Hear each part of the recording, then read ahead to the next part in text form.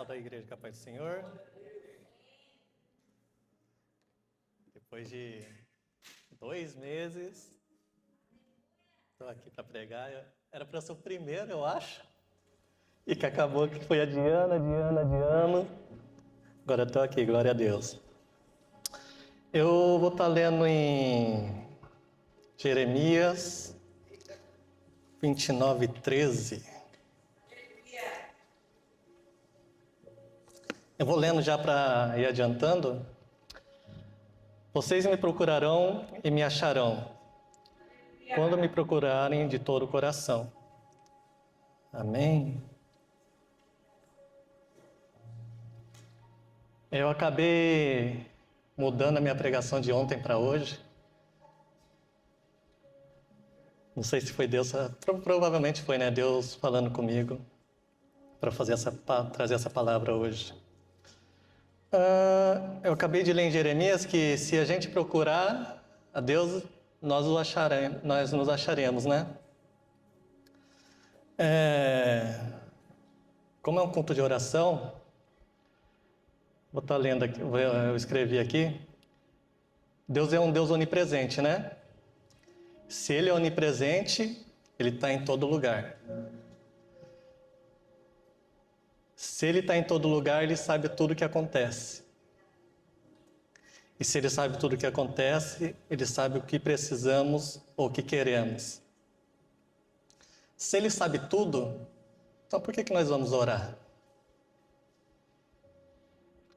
Eu sou pai, não sou Deus, então eu não sei tudo que o Gustavo faz. Eu vou pôr ele aqui, que ele é o maiorzinho.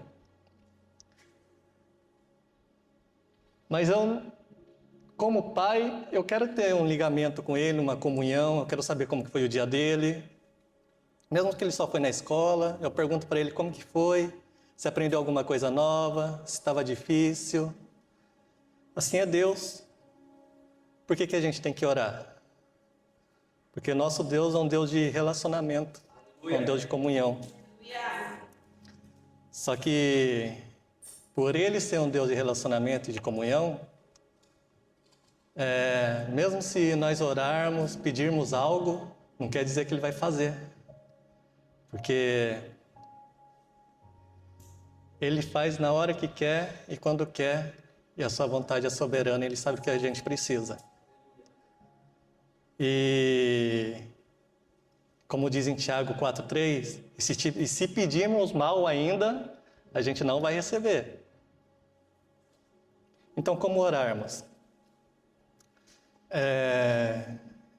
Eu me espelhei um pouco em Salomão para fazer isso aqui. A melhor oração que podemos fazer é uma oração que alinha o nosso desejo com a vontade de Deus. Vou dar um exemplo aqui. Senhor, estou aqui na Tua presença. Cumpre-me a Tua vontade. Faz aquilo que o Senhor deseja. Senhor, me faz entender os Seus planos.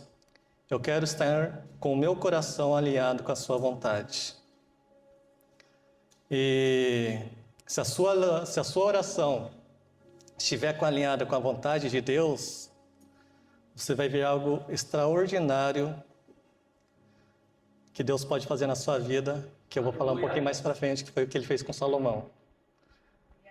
Só que a gente tem que ter cuidado com o que pede para Deus também. Porque a Bíblia tem uma passagem que fala que me ajude na minha pequena fé, na minha pouca fé. Não é só você pedir fé para Deus que você vai ter aquela super fé, não. Deus vai criar ocasiões para você aumentar a sua fé. Ou muita gente pede paciência quando está estressado, Deus me dá paciência. Não é você fazendo isso que você vai virar um monge, não. Tipo, vou dar um exemplo aqui. Deus. A maioria se estressa no serviço ou em casa, né? Estou estressado, me dá paciência, Deus. Aí Ele pega e coloca a Silvana na sua vida. Tô brincando. Não, Ele vai criar circunstâncias, às vezes o professor ou o coleguinha para quem vai para a escola, ou o rancho, ou algum colega do serviço, para você dominar a paciência e você ter paciência.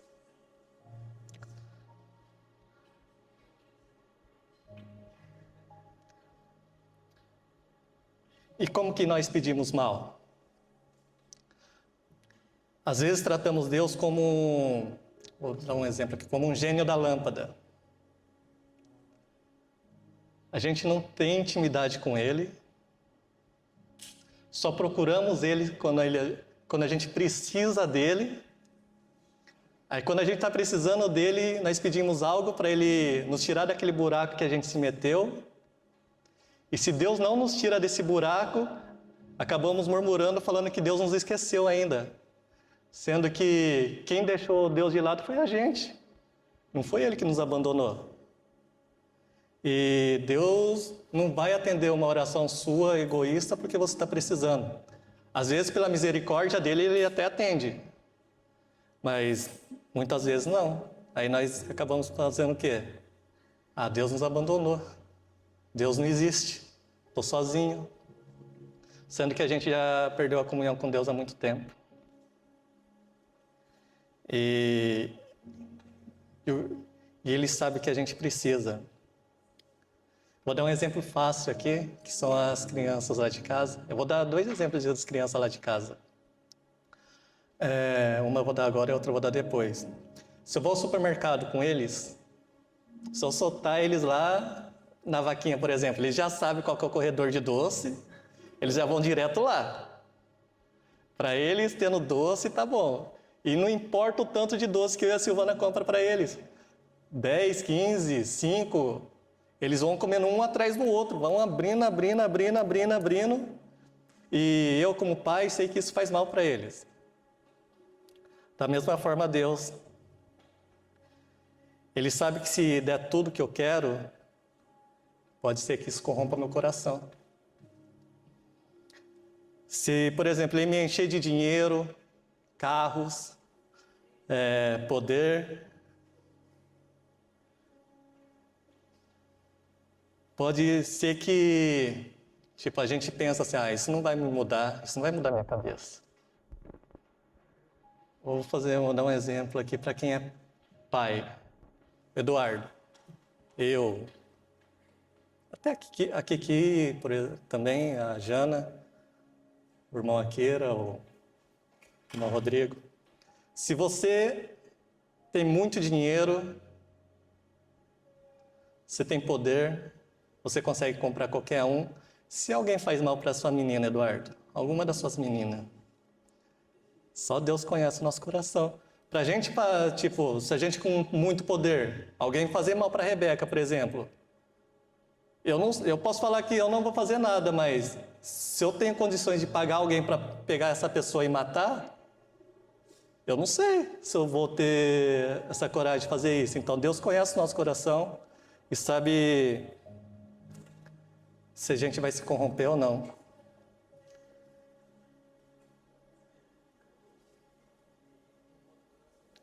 Em Jeremias 17:9 fala que o coração do homem é mais enganoso que qualquer outra coisa, ou mais perverso.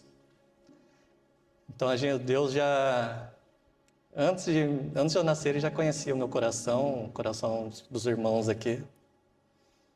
Não é a gente que vai contrariar isso e falar que nós temos o próprio controle. Por isso, Deus não nos dá tudo que a gente quer. Ele dá o que a gente precisa. Amém?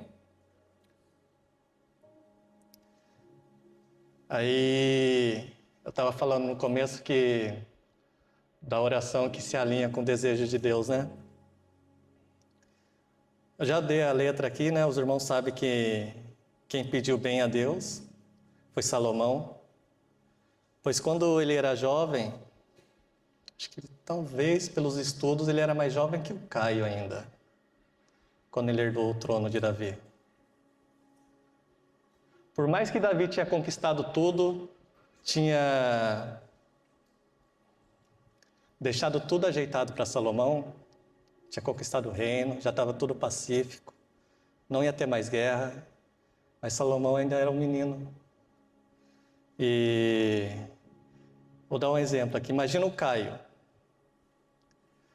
Se ele pega essa igreja, pega hoje essa igreja aqui para tomar conta. Ele é um menino ainda. Como que será que ele ia como que será que ele ia ficar? Será que ele ia ficar perdido? Desesperado? Da mesma coisa Salomão, um menino. Como que um menino ia tomar conta de um reino? Já a nossa casa já é difícil de administrar, imagina um reino. E certo dia, Deus apareceu a Salomão em um sonho. Está em 1 Reis 3:9. Eu vou ler aqui.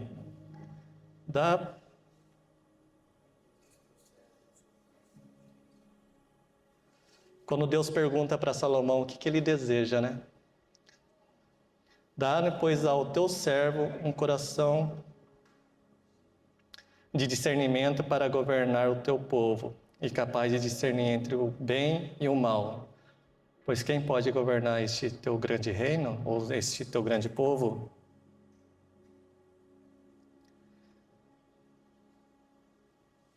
Aí o que acontece? Aí continua, né?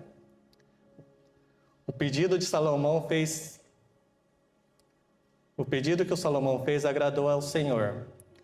Pois isso Deus lhe disse: já que você pediu isso, e não uma vida longa, nem riqueza, nem pediu a morte dos seus inimigos, mas discernimento para ministrar a justiça, farei o que você pediu.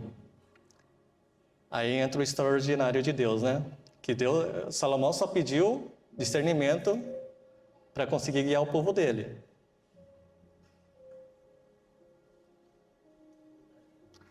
Aí Deus, farei o que você pediu e darei a você um coração sábio e capaz de discernir, de modo que nunca houve nem haverá ninguém como você. Também darei o que você não pediu. Salomão não pediu, por mais que Salomão fosse rei, a gente sabe que a ganância do homem não tem fim, né? Quanto mais a gente tem, mais a gente quer. Salomão não pediu riqueza, não pediu mais poder, não pediu mais terra. Aí Deus fala, também darei o que você não pediu, riquezas, fama, de forma que não haverá outro rei igual a você durante toda a sua vida.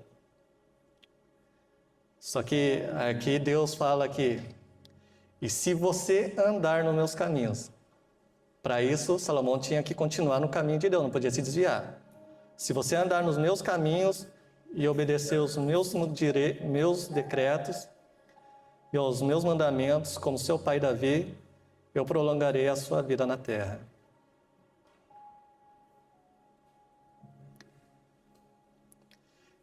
Então, se a nossa oração se o nosso desejo for o mesmo desejo que Deus quer para a nossa vida, a gente só vai receber o bem de Deus. Tudo que nós tocarmos, a gente estiver na direção de Deus, vai frutificar. E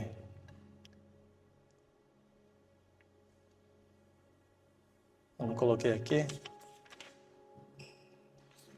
Uma coisa que eu queria deixar também é que, se os irmãos me perguntarem qual dos meus filhos eu amo mais,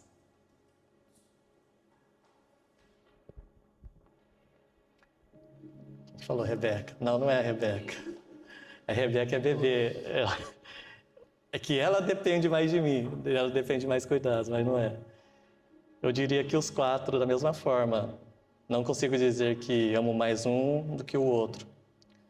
Claro que a Rebeca, por ser bebê, se torna mais dependente. Então, meus cuidados com ela é diferente. A minha régua é diferente.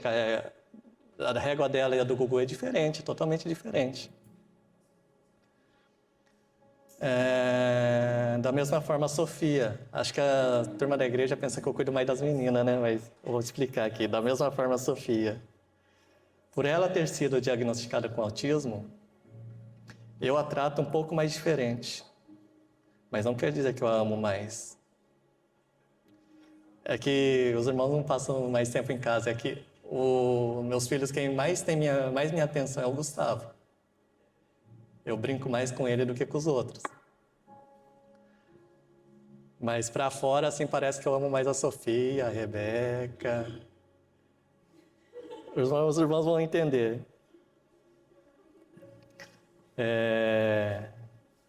Porém, a Sossô, ela quer sempre estar presente. Se eu vou no mercado, ela pergunta se pode ir junto. Se eu vou comprar um bentô para a gente jantar, alguma coisa para a gente comer, ela quer ir junto. Se até para cortar o cabelo, ela pede para ir junto. Às vezes eu esqueço alguma coisa no carro, eu falo, só vou pegar um negócio, mas minha carteira no carro que eu esqueci, né? Ela pede para descer para ir junto. Enfim, se eu sair, ela sempre vai pedir, ela está sempre pedindo para estar junto. E teve essa semana que eu faltei, é sempre a Silvana que pega eles na escola, né? Ou espera ela chegar do Himawari. Aí ela perguntou para a Silvana onde que a bebê estava, né, a Rebeca. Daí a Silvana falou, tá em casa. Ué? Daí ela estranhou, né? Mas como que a neném tá em casa sozinha? Daí ela perguntou, e o papai? Daí a Silvana olhou assim para ela, fez assim. Daí ela já sacou que eu estava em casa, né? Aí ela abriu um sorrisão e subiu correndo.